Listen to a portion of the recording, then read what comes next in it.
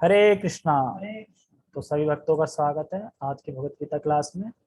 और जो कल का श्लोक है उसी को हम कंटिन्यू करेंगे आगे। आज आज कोशिश करेंगे कि आज इसको खत्म कर दें। तो अभी हम मंगलाचरण पढ़ते हैं।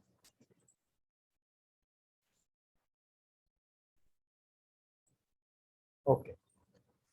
ओम अज्ञानतिमिरान्धस्य ज्ञानञ्जनशलाकया चक्षुरुन्मीलितं येन तस्मै श्रीगुरुवे नमः। श्रीचैतन्यमनोभीष्टं स्थापितं येन भूतले स्वयं रूप कदा मह्यं ददाति स्वपदान्तिकं। वन्देऽहं श्रीगुरु श्रीयुतापदकमलं श्रीगुरून् वैष्णवांश्च श्रीरूपं साग्रजातं सहगण रघुनाथान्वितं तं सजीवं साद्वैतं सावधूतं सहतं कृष्ण चैतन्य देवं श्रीराधा कृष्ण पादान् सहगण ललिता श्री विशाखान्त विशांच। हे कृष्ण करुणा सिंधु दीनबंधु जगतपते गोपेश गोपिका कांता राधा कांता नमस्ते। तप्त कांचना गौरांगी राधे वृंदावनेश्वरी वृषभानुसुते देवी प्रणमामि हरिप्रिये। वाञ्छाकल्पतरुभ्यश्च कृपा सिन्धुभ्य एव च पतितानां पावनेभ्यो वैष्णवेभ्यो नमो नमः। जय श्री कृष्ण चैतन्य प्रभु नित्यानंद श्री अद्वैत गदाधर श्रीवासादि गौर भक्तवृंद। हरे कृष्णा कृष्णा कृष्णा हरे हरे हरे राम राम राम हरे हरे।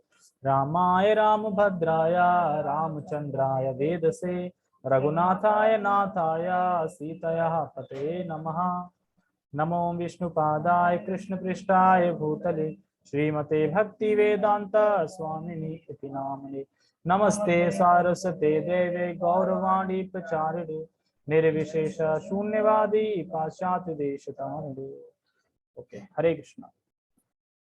ठीक है, सो स्टार्ट करते हैं। तो ये श्लोक को थोड़ा समझा देता हूं। अव्यक्तम व्यक्ति मापन्नम। अव्यक्त मतलब निराकार, व्यक्ति मतलब जो व्यक्ति है वो निराकार है। मापन्नम मयंते मां बुद्धयाम, मतलब मुझे निराकार मानते हैं। कौन लोग? माम अबुद्धयाम, मतलब जो जिनके पास बुद्धि नहीं है, जिनकी बुद्धि छीन ली गई है, बुद्धि है ही नहीं, वो लोग वो नहीं जानते कि मैं परम भगवान हूँ। परम भगवान हूँ वो नहीं जानते हैं। और बता रहे हैं कि वो नहीं जानते मैं परम भगवान हूँ, मैं अव्यय हूँ, अनश्वर हूँ, अर्थात शाश्वत हूँ। वो ये नहीं समझ पाते। वो कन्विंस रहते हैं कि हाँ, भगवान का जो रूप है वो निराकार से साकार रूप प्रस्तुत हुआ है। मतलब भगवान का रूप है वो निराकार से साकार प्रस्तुत हुआ है। इस तरीके से सोचते हैं वो। कौन लोग सोचते हैं? अबुद्धया, जो कि बुद्धिहीन लोग हैं, जिनके पास बुद्धि नहीं है, वो ऐसा सोचते हैं।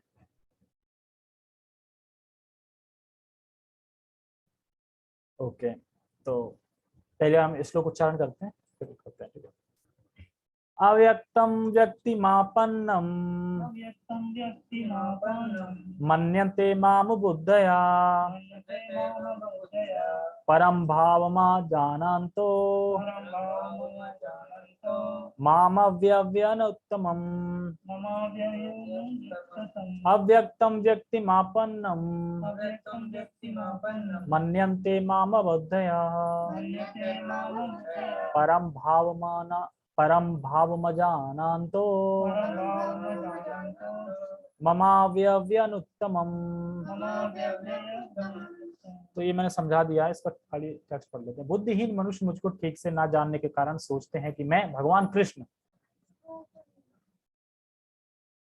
हो नहीं रहा। वो तो है, तुम्हारा बंद हो गया ना। ठीक है, पहले निराकार था और अब मैंने इस रूप को धारण किया है। वे अपने अल्प ज्ञान के कारण मेरी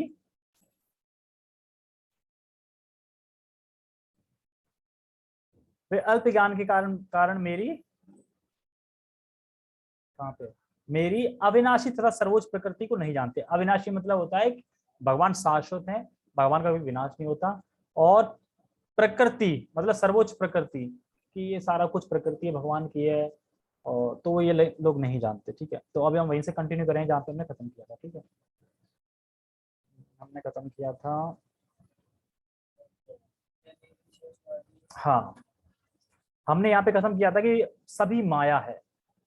अरे ये तो भावुक लोग हैं, हरे कृष्णा करते रहते हैं, मूर्ति की पूजा करते हैं, भावुक लोग। भावुक लोग समझते हैं, जैसे कि मान लो कि भावुकता में होता नहीं, भावुकता में भगवान के आगे नृत्य कर रहा है, गिर गया, बेहोश हो गया, ऐसा लग रहा है जैसे बहुत ज्यादा भावुक में गिर गया मतलब। तो ये तो भावुक लोग लगे रहते हैं मतलब। लेकिन बाकी सब तो माया है, माया के रूप हैं। एक निराकार है, एक वही निराकार, एक तू ही निराकार, बाकी सभी माया के रूप हैं। ठीक है, अब हम इससे आगे बढ़ते। निर्विशेषवादी मायावादी, आवाज आ रही है मुझे, किस तुम्हारी आ रही? तुम ऑडियो ज्वाइन मत करो ना, लीव कर दो। ठीक है, ये निर्विशेषवादी मायावादी कहलाते हैं, ये परम सत्य को नहीं जानते। तो वो बता रहे हैं परम सत्य को निर्विशेषवादी नहीं जानते। ठीक है, आगे बढ़ते हैं। 20वें श्लोक से स्पष्ट है, कामस्तेस्ते हृत ज्ञाना। 20वें श्लोक मान बताया था ना, क्या बताया था? कामस्तेस्ते हृत ज्ञाना, काम के द्वारा इनका ज्ञान हर लिया है, मतलब ज्ञान छीन लिया गया, ज्ञान को हर लिया गया। प्रपद्यन्ते अन्य देवता, अच्छा ज्ञान छीन लिया, तो ज्ञान छीनने के बाद ये क्या करते हैं? तो ज्ञान छीनने के बाद बता रहे हैं, ज्ञान छीनने के बाद करते हैं कि ये लोग देवताओं की शरण में जाते हैं। इसीलिए बोला जा रहा है काम है स्ते हृत ज्ञान। तो काम छीनने के बाद इन लोगों की मति देवताओं में जाती है। जबकि मैंने पहले बताया था कि देवता खुद बोलते हैं कि जो मुक्ति पाना चाहता है, सच्चे में मुक्ति पाना चाहते हैं, और वो अगर देवता की शरण में आ रहा है तो वो वैसे है कि कुत्ते की पूंछ पकड़ के समुद्र पार कर रहा है। ये देवता को लोग खुद बता रहे थे। ठीक है, जो लोग काम इच्छाओं से अंधे हैं वे अन्य देवताओं की शरण में जाते हैं। अब बताओ, अंधे बोल रहे हैं, तो कहेगा अरे यार हम दुर्गा की पूजा कर रहे हैं, गणेश की पूजा कर रहे हैं, क्या गलत कर रहे हैं इसमें? गलत कर रहे हैं कुछ, लेकिन भगवान देव कितनी भर्त्सना कर रहे हैं, कह रहे हैं कि अंधे हैं वो। अंधे क्यों बोला जा रहा है? उल्लू है ना, प्रकाश को नहीं देख पा रहे हैं, प्रकाश आता है तो सोचते हैं कि सब अंधेरा, प्रकाश क्या होता है? कुछ नहीं होता, सूरज की कुछ नहीं होता। तो इसी तरीके से ये है, सूरज को नहीं देख पा रहे हैं, अंधेरे में चल रहे हैं। देवता खुद कह रहे हैं अरे भी मुक्ति पानी तो मेरे पास मत आओ, ऊपर जाओ, मुझसे भी ऊपर, कितना ऊपर और ऊपर। जैसे एक इंसान था, कह रहे यार ये जगत ना बहुत बेकार है यार, दुख है, ये है वो है, तो किसी ने बोला ऊपर जाओ, तो ऊपर गया, कितना ऊपर और ऊपर, कितना ऊपर और ऊपर। फिर देख रहा जगत तो बड़ा छोटा दिखाई दे रहा है, मैं इसमें यार बना रहा था, मेरा घर, मेरा ये परिवार, मेरा वो परिवार, मेरी इससे दुश्मनी, मेरी उससे दुश्मनी बना रहा था, ये तो छोटा सा दिख रहा है, बिल्कुल समझ में नहीं आ रहा है। और ऊपर गए तो स्वर्ग के पास कुछ नहीं दिखेगा, तो क्या है फिर? कुछ भी नहीं है। एक तरह से पृथ्वी क्या है? कुछ भी नहीं, कि सरसों का दाना जैसे समझ लो। और उसके अंदर लोग घुसे पड़े हैं, ये मेरा है, ये तेरा, ये जमीन मेरी है, वो मेरी जमीन है, रंजिश, ये लड़ाई बड़ाई। वो है क्या? सरसों दाना, उसके अंदर सब हो रहा है। ऐसे है ये ना, बाहर निकले पृथ्वी दिखेगी गोल, उसके अंदर ही तो सब कुछ हो रहा है, वो बिल्डिंग बना रहा है, वो ये कर रहा है, और है क्या? आकाश में घूम रही है ऐसे करके, मतलब जो भी। तो जब ऊपर जाएंगे तो ऊपर से दिखता है, वो व्यू कर देंगे तो कि हाँ कुछ भी नहीं। तो फिर उससे क्या है? वैराग्य उत्पन्न होता है। तो अंधे हैं। यह स्वीकार किया गया है कि भगवान के अतिरिक्त अन्य देवता भी हैं जिनके अपने अपने लोक हैं और भगवान का भी अपना लोक है। तो ये क्यों बोल रहे हैं प्रभुपाद जी? यहाँ पे इसलिए बोल रहे हैं कि वो बोल रहे हैं कि भगवान निराकार है, लेकिन प्रभुपाद जी क्या करें, पीछे श्लोक में पढ़ो क्या बोल रहे हैं, कह रहे हैं ना कि देवताओं के लोक है, भगवान का भी लोक है। इसका मतलब निराकार नहीं है, लोक है, मतलब लोक है मतलब जैसे ये पृथ्वी लोक है, एक लोक रह रहे हैं ना इसमें, ऐसे लोक है भगवान का, तो भगवान वहां रहते हैं, इसलिए बता रहे हैं भगवान पर लोक है। जैसा कि 23वें श्लोक में कहा गया है, देवान देव जयो यान्ति भद भक्तया यान्ति ममापि, मतलब देवताओं के पास उपासक देवताओं के पास जाते हैं और मेरे उपासक मेरे पास आते हैं। तो कह रहे हैं देवताओं के उपासक उनके लोगों को जाते हैं, और जो कृष्ण के भक्त हैं वे कृष्ण लोक को जाते हैं। अब है ना, कृष्ण लोक को जाते हैं, तो यानी कृष्ण व्यक्ति हैं, लेकिन ये क्या बोले, नहीं निराकार है ऑलरेडी सब कुछ। और उसी में से माया के उसमें रजोगुण तमोगुण में, जैसे कि जो निराकार है उसमें से सतोगुण का जब विकास हुआ, सतोगुण जब आया तो उससे विष्णु आ गए, रजोगुण आया तो ब्रह्मा आ गए, तमोगुण आया तो शिव शंकर आ गए, इस तरीके से। और फिर बाद में खत्म होकर उसमें फिर लीन हो जाएंगे। ठीक है, ये कहने का मतलब है मायावादियों का, ये निराकार मानते हैं। किंतु जो भी मूर्ख मायावादी यह मानते हैं कि भगवान निर्विशेष हैं और ये विभिन्न रूप उन पर थोपे गए हैं, क्या कहते हैं, एक्चुअली भगवान तो निराकार है। ये जो रूप है ना, राम कृष्ण आदि वरा के जो रूप है, ये थोपे गए हैं उनपे, मतलब जैसे अपना रूप अपने पे थोप दिया है। अपना अपना ये रूप है क्या वैसे? वैसे हम ये हैं क्या? अरे भाई कितने जन्मों में पता नहीं कौन से रूप, अगर ये रूप है तो फिर 10 साल का रूप बदल कैसे गया, पहले वाला कहाँ चला गया, है ना? तो हम ये नहीं है, तो थोपा गया है ना। तो उसी तरीके से हम अपने रिश्तेदार, अपने आप को, अपने नाम को सब थोप लेते हैं अपने ऊपर। जैसे मैं कथा सुन रहा था, कह रहे थे माया तू मुझे भ्रम में क्या डालेगी, मैं खुद ही भ्रम ओढ़ लेता हूँ। जब बुढ़ापा आता है तो ना डाई करा लेता है, दांत गए तो दांत निकल जाते, भाई तुम क्या भ्रम फैलाओगी, मतलब कि हाँ देखो अब तुम बूढ़े हो रहे हो तो भगवान की तरफ जाओ, वैराग्य लाओ, मरने वाले हो समझो, फिर तुम क्या भ्रम फैलाओगे माया। हम खुद भ्रम लपेट लेते हैं अपने, मतलब हम खुद डाई करा लेते हैं, हम है ही नहीं। झुर्रियां आ गई तो झुर्रियां खत्म करवा देते हैं। तो इंसान खुद ही भ्रम अपने ऊपर डाल रहा है। एक्चुअली बाल सफेद क्यों होते, ताकि समझो कि देखो सफेद बाल हो गए ना, मरने का समय आ गया है। लेकिन काले बाल कराएंगे तो लगेगा, और वो भी कैसे काले बाल कराएंगे, और वो भी काले नहीं कराएंगे, लाल से, कुछ लाल से पीले से, है ना। काले अच्छे नहीं लगते ना, लाल पीले अच्छे लगते हैं। होता क्या है, कुछ नहीं, थोड़ा सही दिखते हैं, है ना। तो ये भ्रम है। बहुत अच्छी कथा है मतलब इसके ऊपर, जब इंसान मरता है तो कैसे कैसे फैसला है, नरक में जाता है। बहुत बेहतरीन, उसे सुन लोगे तो थोड़ा तो वैराग्य जाग जाएगा, ठीक है ना।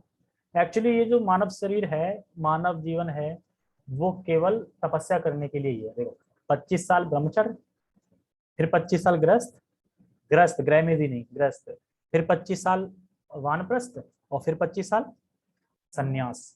अब सन्यास तक तो पहुंच ही नहीं पाते, 70 साल में ढेर हो जाओगे, ठीक है, सन्यास तो खत्म ही हो गया, फिर भी चलो हो गए तो हो गया।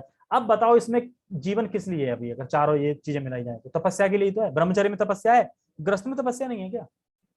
नहीं तपस्या ग्रस्त में, ग्रस्त में बहुत तपस्या है भाई, ठीक है। तुम जाओगे ग्रस्त में? नहीं जाओगे। जिस तरह तुम पे टी शर्ट थोप दी गई है ना, नहीं, ऐसी तुम पे वो भी थोप दी जाएगी, ठीक है। अच्छा मैं कहाँ पे था, और वानप्रस्थ। तो वानप्रस्थ आते हैं कि जब हस्बैंड वाइफ होते हैं, तो वानप्रस्थ जैसे 50 साल के ऊपर जाए तो उन्हें फिर ये स्वीकार कर लेना चाहिए कि देखो अब जो भी हमने जिंदगी अपनी जी ली, अब हस्बैंड वाइफ रहेंगे साथ, लेकिन कैसे, कैसे एक दूसरे की भक्ति में हेल्प करने के लिए, बस एज इट इज, और कुछ नहीं। वृंदावन में रहो, वन में रहो, एक दूसरे की हेल्प करने के लिए, बाकी कुछ नहीं। और उसके बाद फिर संन्यास ले सकते हैं ऐसे करके। तो इस तरीके से 50 साल तक, 25 से 50 साल तक ग्रस्त है, मतलब ठीक है, ग्रस्त है। वो भी भागवतम में दूसरे स्कंद में तीसरे या चौथे श्लोक में बताया गया है कि सुखदेव गोस्वामी कहते हैं कि 2 प्रकार के आश्रम है, मतलब इसमें गृहस्थ और गृहमेधी। तो गृहमेधी होते हैं वो अपने लिए जीता है, अपने फैमिली के लिए जीता है, और मतलब कि भौतिक लाभों के लिए, और दूसरे से ईर्ष्या करता है। लेकिन जो गृहस्थ है वो अपनी फैमिली के लिए जीता है, वो भगवान के लिए जीता है, भगवान के लिए करता है, एज अ फैमिली को समझता है कि ये भगवान की अमानत है, मतलब, और इन्हें हमें भक्ति में प्रगति करके आगे ले जाना है। तो गृहस्थ ऐसा होता है जो भगवान की आराधना करता है, ये सब करता है। खैर हम ड्रिप कर गए, अलग चले गए, इस पे आ जाते हैं वापस, ठीक है। कहाँ पे थे हम, थोप दिया गया है, हाँ इसका है ना। तो ये एक्चुअली जो भी हमारी उपाधियां वो हम पे थोप दी गई है। तो जो मायावादी हैं वो क्या सोचते हैं कि एक्चुअली ये राम है, कृष्ण है, इन पे रूप थोप दिए गए हैं, ये मतलब ये निराकार से आए पर ये रूप थोप दिए गए इन पे, ऐसा बोलते हैं वो। तो इसमें आप बताते हैं, देखो देवता के, हाँ, प्रोपात जी कहते हैं कि भगवान का लोक इतना सत्य है जितना आपको सूर्य और चंद्र दिख रहा है। इससे पीछे मैंने जब बताया था ना, भगवान का अपना लोक है, देवताओं का अपना लोक है। तो प्रोपात जी कहते हैं कि भगवान का लोक ऐसे है जैसे सूर्य और चंद्रमा में दिख रहा है, ऐसे ही भगवान का लोक है, जैसे दिख रहा है ना वैसे भगवान का लोक भी है। और आगे कह रहे हैं कि रूप थोपे गए हैं। तो ये समझ में आया कि लोग क्यों बोलते हैं कि किसी भी पथ को स्वीकार कर लो वहीं पहुंचोगे। कहते ना, कुछ भी स्वीकार कर लो, किसी पथ को स्वीकार कर लो, इसके पथ को स्वीकार कर लो, फलाना फलाना के पथ को स्वीकार कर लो, पहुंचोगे वहीं। एक्चुअली वो क्यों कहते हैं, वो तो वही एक निराकार है, उससे जो रूप आए ना, अब तुम किसी भी रूप को पथ कर लो पहुंचोगे तो वही ना निराकार में। उनका कहना मतलब यह है कि सब कुछ तो निराकार है। अब तुम चाहे विष्णु के रूप को कर लो, चाहे राम के रूप को पकड़ लो, चाहे दुर्गा के रूप को पकड़ लो, किसी के भी रूप को पकड़ लो, क्योंकि वो रूप तो पा दिए हैं, वो रूप आए कहाँ, निराकार से, तो पहुंचोगे कहाँ, निराकार में। तो उनका कहने मतलब यह है कि किसी का पथ, कोई भी पथ स्वीकार कर लो पहुंचोगे वहीं, रास्ता एक ही है। तो उनका मतलब रास्ता एक कौन सा, निराकार का रास्ता है, ठीक है।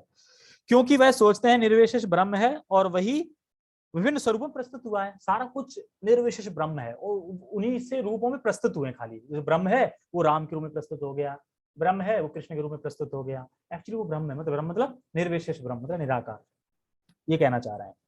तो उनका वहीं पहुंचना मतलब निर्विशेष ब्रह्म में पहुंचना है। एक एग्जांपल देते हैं समुद्र का। देखो समुद्र है एक, लेकिन बहुत सारी नदियां इकट्ठा कहाँ होती है? समुद्र में।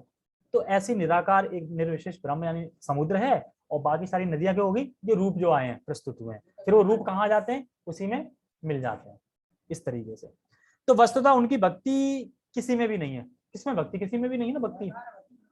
और तो और निर्विशेषवादी तुम्हें विष्णु की भक्ति करते हुए भी दिख जाएंगे, विष्णु की भक्ति भी कर रहे होंगे, दिख जाएंगे, लेकिन उन्हें विष्णु पे भरोसा नहीं होता, विश्वास नहीं होता कि ये शाश्वत है, ये विश्वास नहीं होता। और क्या सोचते हैं? एक दिन मैं विष्णु बन जाऊंगा। मायावादी क्या होते हैं? राम राम बोलते बोलते मैं एक दिन राम बन जाऊंगा। जैसे एक जैन धर्म में था, किसमें था, तो ये बता रहे थे कि वो दुर्गा की शक्ति की पूजा कर रहा था, आराधना कर रहा था। तो किसी ने पूछा कि तुम ये दुर्गा की परम शक्ति की मतलब दुर्गा की पूजा कर रहे, कौन है ये? तो कहे परम शक्ति। अच्छा, तो यही परम शक्ति? हाँ, यही परम शक्ति है बस। तो कह रहे तुम किस भाव से पूजा कर रहे हो? दुर्गा, दुर्गा तो माँ का रूप होती है ना, माँ के भाव से। अच्छा ठीक है। और पूजा करते करते तुम परम बन जाओगे, परम शक्ति मतलब शक्ति हो गई वो, परम मतलब तुम भगवान बन जाओगे पूजा करते करते। तो कह रहे जब तुम भगवान बन जाओगे तो तुम्हारी पत्नी होगी फिर ये, तो अभी माँ है तो माँ के रूप में कर रहे हो, बाद में पत्नी बन जाएंगी, तो ये क्या है? तो वो एकदम शॉक रह गया वो, यार ये तो मैंने सोचा ही नहीं। मतलब वो दुर्गा की पूजा कर रहा था कि करते करते माँ के रूप में, करते करते मैं भगवान बन जाऊंगा। ठीक है, भगवान मतलब परम शक्ति, मतलब परम बन जाऊंगा मैं और शक्ति मेरी ये हो गई दुर्गा।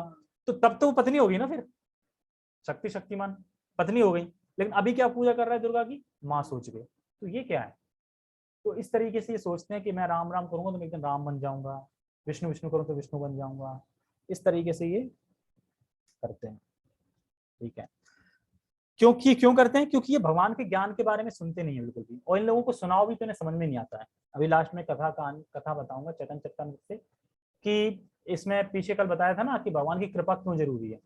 भगवान की कृपा से ही भक्ति, भगवान को हम समझ सकते हैं, भगवान की कृपा से हम भगवान को समझ सकते हैं। क्यों? ये पूरा प्रैक्टिकल कथा से बताऊंगा कि कैसे समझ सकते, किसने समझा, किस पे हुई थी कृपा। ठीक है, अभी आगे बढ़ते हैं। क्या गीता के अध्ययन से ऐसा प्रतीत होता है कि देवता तथा उनके धाम निर्विशेष हैं?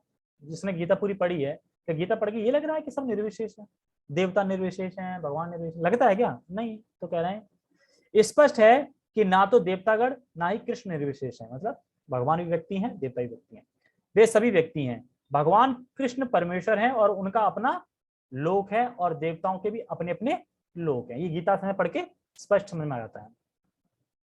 अतः यह अद्वैतवादी तर्क की परम सत्य निर्विशेष है, और रूप ऊपर से थोपा यानी आरोपित हुआ है। रूप जैसे बताया मैंने अभी, सत्य नहीं उतरता। तो यहाँ बता रहे निर्विशेष ब्रह्म से रूप नहीं आता, और ना ही शास्त्रों वर्णित है, ना तो कहीं शास्त्रों में ये वर्णित है कि निराकार से कोई रूप आ रहा है। ठीक है, और ना ही निर्विशेष ब्रह्म से कोई रूप आ सकता है। वो कहते हैं आता है, मान लो कि ऐसा है कभी कि सूर्य की किरण से सूर्य आ जाए, या लाइट के प्रकाश से लाइट आ जाए, बल्ब आ जाए। बल्ब से प्रकाश आ रहा है ना, और सूर्य से सूर्य की किरणें आ रही है। तो ये कह रहे हैं नहीं, किरणों से सूर्य आया, उल्टा उल्टा बताते हैं। तो हमें वैष्णव भक्तों से सुनना चाहिए, नहीं तो श्लोक में गलत व्याख्या कर देंगे। तो यहाँ पे देखो, इस श्लोक की गलत व्याख्या करी ना, बुद्धया मतलब जो बुद्धिमान लोग हैं भगवान को निराकार समझते हैं। तो हमें किससे सीखना चाहिए? ब्राह्मण से भी नहीं पढ़ना चाहिए, जो भक्त है वैष्णव है उसी से सीखना चाहिए, वो सही बताएगा। ब्राह्मण हो सकता है वो तो किस क्या पता कर्मकांड कर रहा है, क्या कर रहा है, कौन है, कुछ भी हो सकता है ब्राह्मण, लेकिन वो ब्राह्मण अगर भक्ति कर रहा है भगवान की, कृष्ण को मानता है, तो उससे सुन सकते हैं, क्योंकि नहीं तो फिर गलत व्याख्या बता रहे हैं। ठीक है, यहाँ स्पष्ट बताया गया है कि ऊपर से थोपा हुआ नहीं है। भगवत गीता से हम स्पष्टतया समझ सकते हैं कि देवताओं के रूप तथा परमेश्वर का स्वरूप साथ साथ विद्यमान है, और भगवान कृष्ण सच्चिदानंद रूप है।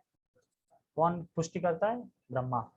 वेद भी पुष्टि करते हैं कि परम सत्य आनंदमयोभ्यास्यात्, अर्थात वे स्वभाव से ही आनंदमय हैं, और वे अनंत शुभ गुणों के आधार हैं। गीता में भगवान कहते हैं कि यद्यपि वे अज यानी अजन्मा है, तो भी वे प्रकट होते हैं। भगवान अजन्मा है फिर प्रकट होते हैं, क्यों प्रकट होते हैं? ऐसा नहीं भगवान को जन्म होता हो, वो प्रकट और अप्रकट होते हैं। ठीक है, जैसे देवी घर में प्रकट हुए थे। ठीक है, अगर जन्म लेते तो जन्म कैसा होता? 9 महीने। अरे 9 महीने कुछ नहीं तो प्रकट हो रहे हैं ना फिर, तो प्रकट होते हैं।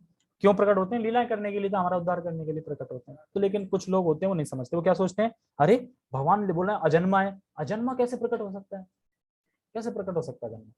ठीक है, तो कैसे प्रकट होंगे? तो पूरी गीता में कहीं नहीं है कि शिव बोल रहे हों। जैसे पूरी गीता में कहीं लिखा है कि शिव बाबा बोल रहे हैं गीता? पूरी गीता में लिखा है कि निराकार आके ब्रह्म निराकार आके बोल रहा है? कहीं पूरी गीता में श्लोक में नहीं है। लेकिन ये लोग क्या कहते हैं, अजन्मा का तो प्रकट ही नहीं हो सकता, तो फिर ये निराकार उसने बोली है जो प्रकट नहीं होता, ये कहने का मतलब है। तो ऐसा नहीं। ठीक है, आगे बढ़ते हैं। अतः हम यह नहीं समझ पाते कि भगवान किस तरह निर्विशेष हैं। उनके अनुसार निर्विशेषवादी अद्वैतवादियों का यह आरोपित सिद्धांत मिथ्या है। मतलब जो भी आरोप लगा रहे हैं ना, ये भगवान निराकार है, सब मिथ्या है, झूठ। यहाँ स्पष्ट है कि परम सत्य भगवान कृष्ण के रूप में और व्यक्तित्व दोनों हैं। तो भगवान परम कृष्ण के रूप में है और व्यक्तित्व है, मतलब व्यक्ति है, वो दोनों है। ठीक है, तो अब इसमें एक छोटी सी लीला आती है कि किस प्रकार से हम भगवान की कृपा से हम भगवान को समझ सकते हैं। तो चैतन्य चरितमृत में आती लीला की जब जगन्नाथपुरी बंगाल में पड़ता है, उड़ीसा में।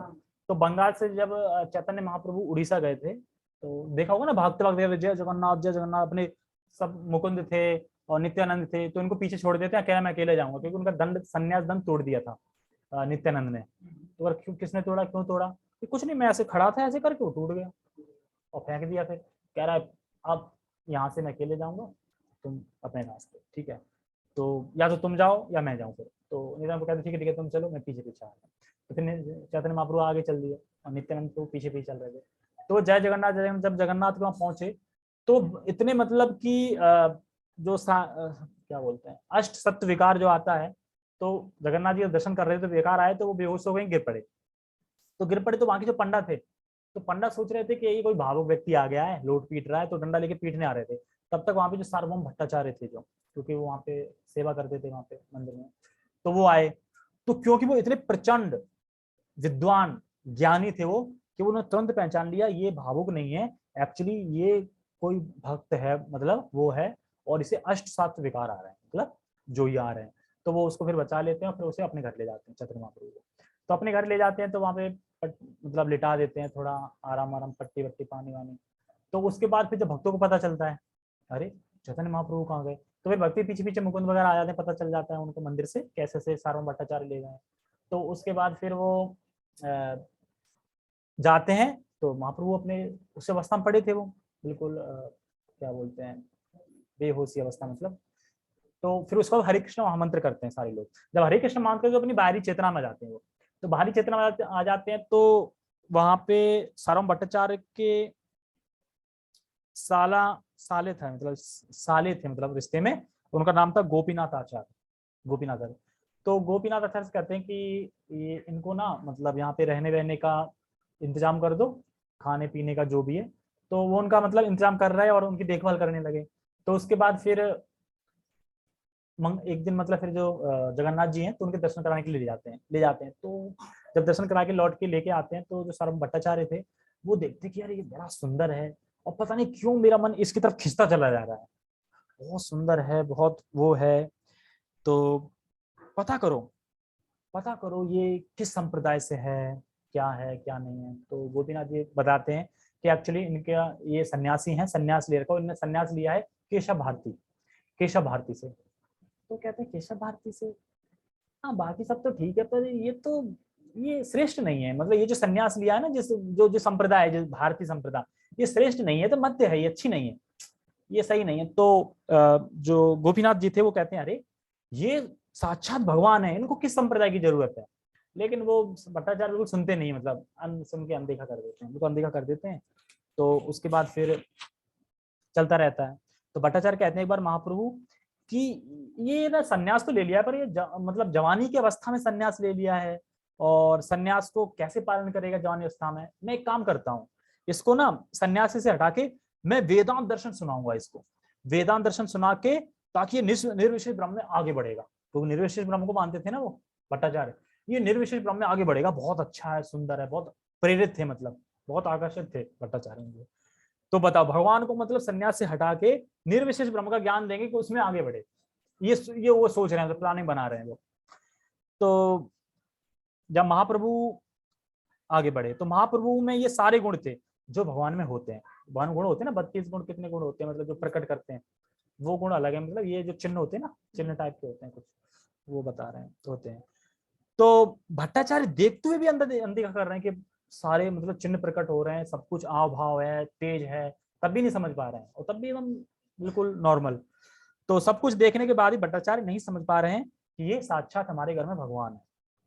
तो भट्टाचार्य के जो शिष्य कहते हैं कि जब गोपीनाथ जी कहते हैं कि ये तो भगवान है, बोलते हैं ना कि ये तो भगवान है, तुम समझ नहीं पा रहे हो, तो भट्टाचार्य के शिष्य वो कहते हैं कि तुम किस प्रमाण पे कह रहे हो कि ये भगवान है, मतलब किस प्रमाण पे कह रहे हो कि भगवान है, क्या प्रमाण है।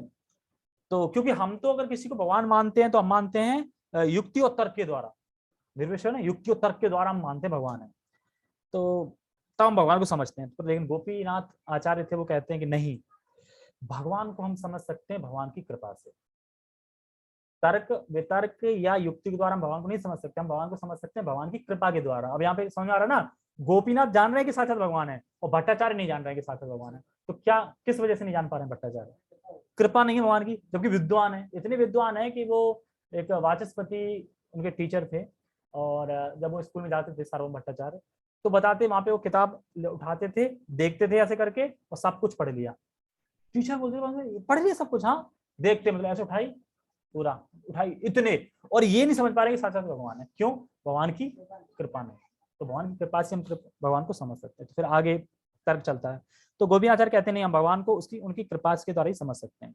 अगर कोई भगवान की भक्ति करता है, उसके द्वारा भगवान की कृपा प्राप्त करता है, तब वह भगवान को समझ पाता है। जब पिछले श्लोक में बताया था कि भगवान की भक्ति के द्वारा ही हम भगवान को समझ सकते हैं, जिसमें श्रवण कीर्तन स्मरण पाठ सेवन मतलब जो भी क्रियाएं वो है।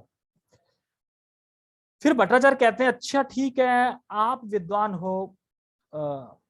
हो, शिष्य हैं, तभी आप भगवान को नहीं समझ पा रहे हैं, क्योंकि हाँ, तो भट्टाचार्य से ये कहते हैं गोपीनाथाचार्य कि आप विद्वान हैं, आपके शिष्य भी हैं, आप विद्वान भी हैं, तब भी आप भगवान को नहीं समझ पा रहे हैं। इससे सूचित होता है कि आपके ऊपर भगवान की रंच मात्र भी कृपा नहीं है, जल्दी समझ पा रहे हैं।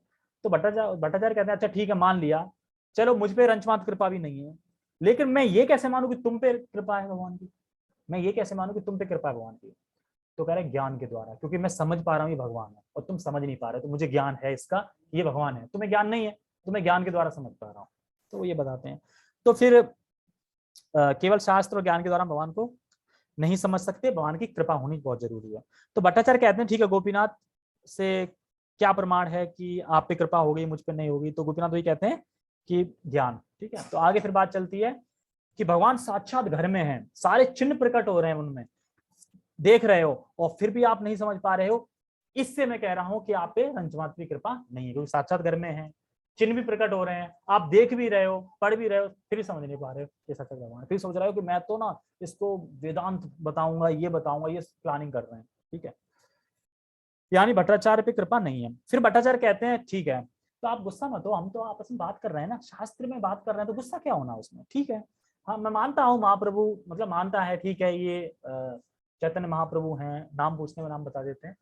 तो कह रहे चैतन्य महाप्रभु हैं, महान है, अच्छे हैं, लेकिन विष्णु के अवतार हैं, ये स्वीकार करना तो सही नहीं है। क्यों? तो शास्त्र से कोट करते हैं, शास्त्र में तो बताया गया है कि भगवान सिर्फ त्रिगुत मतलब 3 युग में प्रकट होते हैं ना, होता है ना, 3 युग में मतलब युग अवतार मतलब युग में प्रकट होते हैं। 3 युग आता है, 3 युग मतलब द्वापर युग, त्रेता युग और सतयुग। कलयुग में भगवान आते ही नहीं, तो ये कैसे भगवान हो सकते हैं, कलयुग में तो भगवान आते ही नहीं। तो वो फिर ये सुन के फिर उनको बहुत बुरा लगता है, गोपीनाथ को मतलब दुख होता है। वो कहते हैं अरे आपने भागवतम नहीं पढ़ा, एक्चुअल युगावतार हो गए, लीला अवतार, सॉरी, जो लीला अवतार होते हैं वो आते हैं 3 युग में, लेकिन युगावतार तो 4 युग है, तो युगावतार में 4 आते हैं, लेकिन ये चैतन्य महाप्रभु तो छन्ना अवतार है। नहीं तो वो समझ नहीं पा रहे, जबकि भागवतम में भी दिया है और चीजों में भी दिया है। तो यही फिर गोपीनाथ जी कहते हैं उनसे, भट्टाचार्य से, कि लीला अवतार में नहीं आते, इसलिए उनको त्रियुग कहा जाता है। फिर काफी कुछ चर्चा होती है, वो इस कोट करते हैं, वो इस शास्त्र कोट करते हैं, भट्टाचार्य गोपीनाथ आचार्य भट्टाचार्य, चलती रहती बहस। फिर उसके बाद फिर गोपीनाथ जी कहते हैं तुम्हारे सामने शास्त्र बोलने का कोई मतलब नहीं है, अगर जो भूमि कठोर है, जहाँ पे कहते हैं ना कोई भूमि ऐसी होती है वहां पे बीज डालो तो उगता नहीं है, तो वही है, मैं तुम्हें कितना भी शास्त्र से बताऊं तुम नहीं समझने वाले, तुम्हें कुछ पल्ले नहीं पड़ेगा, ये बोलते हैं। फिर बोलते हैं कि जब भगवान तुम पे प्रसन्न हो जाएंगे, भगवान जब तुम पे कृपा करेंगे, तभी तुम समझ पाओगे, तो तभी तुम समझ आओगे, और खुद फिर भगवान की प्रसन्नता में तुम फिर खुद भगवान को स्थापित करते फिरोगे सब जगह, हाँ ये भगवान है। अभी समझ नहीं पा रहे हो, फिर ही करोगे तो खुद भगवान स्थापित करोगे। फिर आगे कहते हैं चलो ठीक है, फिर उसके बाद कहते थे ऐसे नहीं, मुझे ना इसको ना मतलब जो वेदांत है ना उसका ज्ञान देना ही पड़ेगा। तो फिर सभा बुलाते हैं और 7 दिन तक वेदांत की भाषण देते हैं, मतलब वेदांत की व्याख्या करते हैं। कौन करते हैं? भट्टाचार्य। किससे? महाप्रभु से सीधा। अब महाप्रभु की सन्यासी थे तो ऊपर बैठ जाते हैं, सारा भट्टाचार्य नीचे से बताते हैं, मतलब पूरा ज्ञान। तो अच्छा, अब 7 दिन तक वो सुन रहे हैं, बोल रहे हैं ना, हंस रहे हैं ना कुछ। अब मान लो कोई किसी को तुम कथा बोल रहे हो, वो चुप चुप बाप बैठा है एकदम 7 दिन से, तो तुम पूछोगे ना कि समझ आ रहा है कि नहीं आ रहा है कुछ भी। तो बोलते हैं, तो फिर चैतन्य महाप्रभु बड़ा कहते हैं हंसी में कि आप जो वेदांत सूत्र की वेदांत सूत्र के जो सूत्र बोल रहे हैं वो बिल्कुल सही है, बिल्कुल सूर्य के समान है, लेकिन उस पर जो तुम व्याख्या कर रहे हो ना, वो सूर्य की रोशनी को ना बादल वो काले काले ढक ले रहे हैं, वो सही नहीं कर रहे हैं। सार्वभौम भट्टाचार्य एकदम हिल जाते हैं। क्यों हिल जाते हैं? मान लो प्रचंड मतलब वो विद्वान थे, शिष्य हैं उनके, शिष्य हैं उनके, एकदम ज्ञानी है, और कोई बोल दे कि आपकी जो व्याख्या है ना वो काले बादल की तरह है, तो कितना बुरा लगेगा, है ना, बहुत बुरा लगेगा ना। तो ये महाप्रभु उनसे बोल देते हैं। तो उसके बाद फिर आगे तर्क देते हैं, फिर वो बहुत सारे तर्क वितर्क देते हैं भट्टाचार्य। भगवान एक एक तर्क, ये तर्क वो तर्क, सब तर्कों को काट देते हैं, चित्र चित्र कर देते हैं सारे तर्क उनके। क्या अच्छा, तो फिर वो लास्ट में कहते हैं भट्टाचार्य ठीक है। तो महाप्रभु कहते हैं आप ठीक है, आप ना आत्माराम जो श्लोक है उस पर कुछ व्याख्या कीजिए। भट्टाचार्य कहते हैं महाप्रभु से, तो महाप्रभु कहते हैं पहले आप कीजिए। तो भट्टाचार्य उस पर व्याख्या करते हैं 9 तरह की, 9 प्रकार के, मतलब अनुवाद, अलग अर्थ। तो फिर महाप्रभु करते हैं, महाप्रभु करते हैं 19 है ना, नहीं वो अलग है, 64 है, 18 सॉरी 18 तरह की व्याख्या करते हैं महाप्रभु। और उसमें से जो 9 प्रकार की उन्हें करी थी उसको टच भी नहीं करते, वो नहीं लिए, अलग 18 कर दी उनने। जैसे वो 18 तरह की व्याख्या करते हैं तैसे वो फिर पैर पे गिर पड़ते हैं, फिर कहते हैं कि तुम साक्षात भगवान हो, मैं मतलब मुझे हरा दिया। 9 तरह की 18 तरह की व्याख्या कौन कर सकता है? भगवान ही कर सकते हैं। फिर उसके बाद भगवान कृपा करते हैं, फिर उनको षडेश्वर अपना स्वरूप दिखाते हैं। तो फिर उनको ऐश्वर्य अपना दिखाते, सब दिखाते, तब वो समझ पाते भगवान को। तो इस कहानी से, इस कथा से क्या हम सीखे कि इस महान शास्त्रज्ञ, अगर कोई महान शास्त्रज्ञ भी है, बहुत ज्ञानी भी है, लेकिन अगर भगवान की कृपा नहीं है तो वो भगवान को नहीं समझ सकते। भगवान को समझ सकते हैं भगवान की कृपा से ही, और कृपा कैसे आएगी? भक्ति करने से। तो फिर हम भक्ति करेंगे तो ये हम समझ पाएंगे। ये चैतन्य चरितामृत में शायद मध्य खंड में है ये लीला सार्वभौम भट्टाचार्य की, उसमें भी है, अपने शॉर्ट कॉपी है ना जो अपनी चैतन्य चरितामृत भागवतम है, उसमें भी दिया है ना, उसमें भी दिया, जब पढ़ा था तो बहुत अच्छा लगा। ठीक है, ओके, तो हरे कृष्णा।